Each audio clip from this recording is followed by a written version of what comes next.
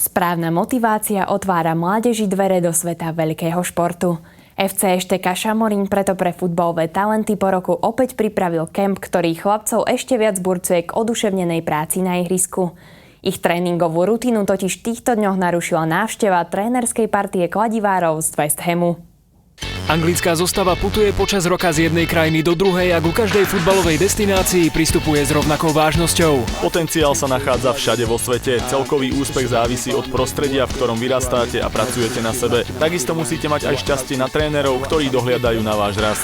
Počas 4 dní v kempe majú deti o správny dohľad postarané. Času je síce málo a detí veľa, ale cenné rady sa ujdú každému.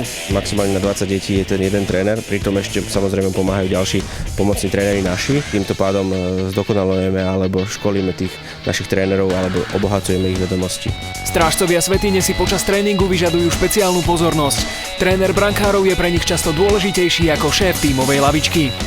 Brankár je jednotlivcom v tímovom športe. V zápasoch sa často musí spoliehať sám na seba a preto musí byť neustále sústredený. Tréner brankárov musí presne pochopiť, čo brankár potrebuje, aby čo najlepšie využíval svoje schopnosti. Skúsené oči zahraničných trénerov spozorovali medzi mladíkmi niekoľko zábleskov svetlej kariérnej budúcnosti, ktorá sa však bez potrebnej priebojnosti nemôže naplniť. Deti na Slovensku sú veľmi pokojné a utiahnuté, nikto nechce urobiť prvý krok. Nechýbajú im technické schopnosti, ale chcelo by to viac nadšenia. Tuto u nás deti sa chcú učiť. Veľmi sa chcú učiť, i keď anglické deti sú viac cieľavedomí. U nás deti sú viac hravejší, si myslím. Vnútorné odhodlanie chlapcov sa však nevyparuje ani počas letných horúčav. Počasie veľmi nezáleží na tom, že aké je. Hlavne, že treba trénovať a to je dôležité. Organizácia kempu si vyžaduje veľa času, úsilia a peňazí, ale druhá kapitola slovensko-anglickej spolupráce by nemusela byť poslednou. Radi by sme do tretice zorganizovali takýto kemp.